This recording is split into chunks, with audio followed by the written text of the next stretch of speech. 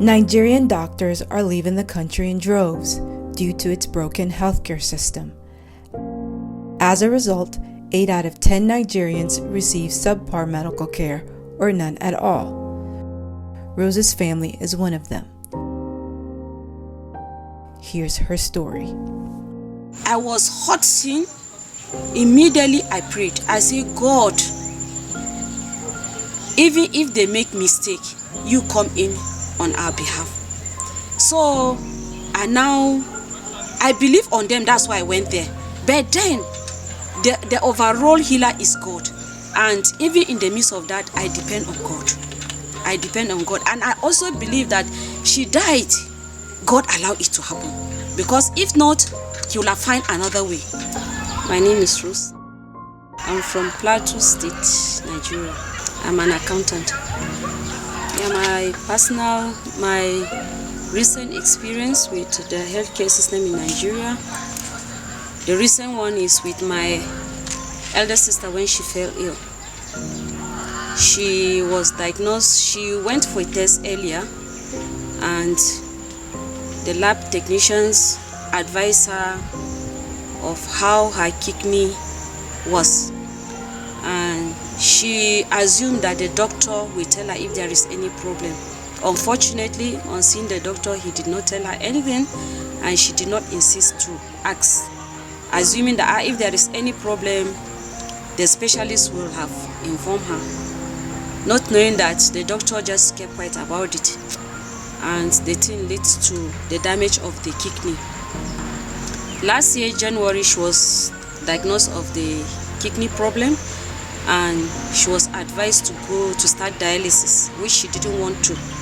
But at the end of the day, she agreed to start the dialysis. She started, she was doing well for a month or almost 2 months. Then she started complaining of severe headache. Just in the night time, the headache was so severe that in the morning, the husband took her to the hospital. And on reaching the hospital, because of the BP, her history of BP, it was not assumed that the cause of the headache was the BP. They didn't go through other investigation. So they now gave her first dose of diazepam, and it didn't do anything. She continued complaining, crying of the headache, and they added another dose. On adding another dose, she now went unconscious. And also, it was still assumed that her unconsciousness was because of the 2 dosage of diazepam. So it was at that point I was called upon, and I went, because I was the closest person to her, and all the period of her sickness, going to the hospital and back, I was the one nursing her. And it's either when she's in the hospital, we are together, at home, we are together.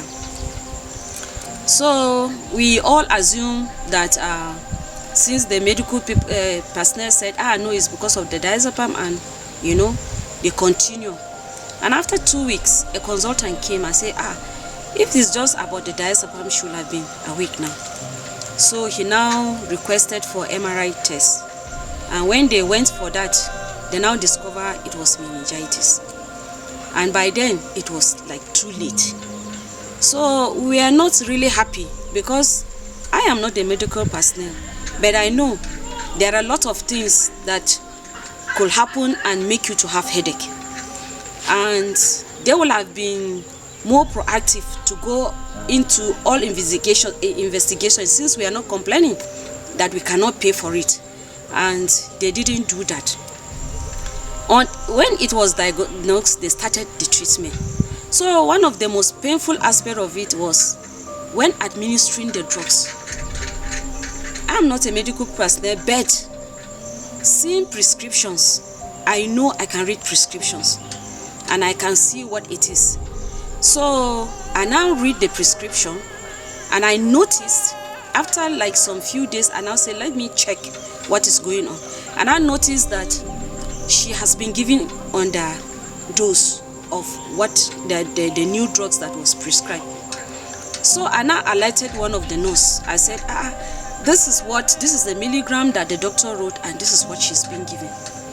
That she apologized. We are very sorry, and this is what we have been doing.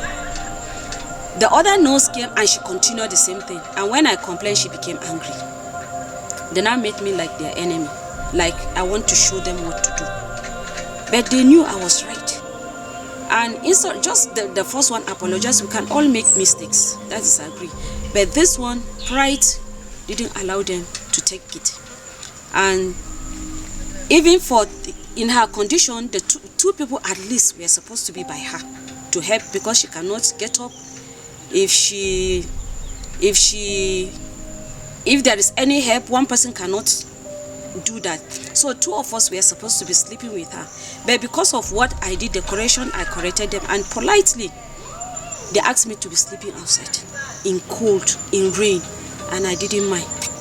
So that continued, and I was not really happy. And most of the things that they are supposed to do as medical personnel, like me, I may not know how to turn an unconscious person.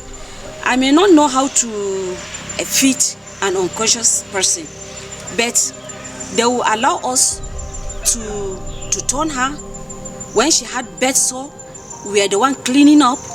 We will be the one to take care of her. And in that condition, I know mostly that the medical personnel were supposed to do it. When my child was unconscious like that and he passed through, I was trying to clean him up. The nurse was angry with me that why should I? It's not my work. She came and did it. But that was quite different. And another thing, when they were putting the NG tube for this thing, in fact, they took hours. They really, if you see, even blood was coming out of her nose. She had wounds. So we don't even know whether those even NG tube they inserted on her was not even at the right place. So my grievance here is this: they are not doing the right thing, and they don't want to be corrected. They are taking the salary, they have someone to do this work, but they are not really doing it. They feel that yes, it is your own patient and you have to take care of it. At the end of the day, you pay bills on it. So it was not really a happy moment for us as a family. At the end of the day, she died. She died, and it was not good for us.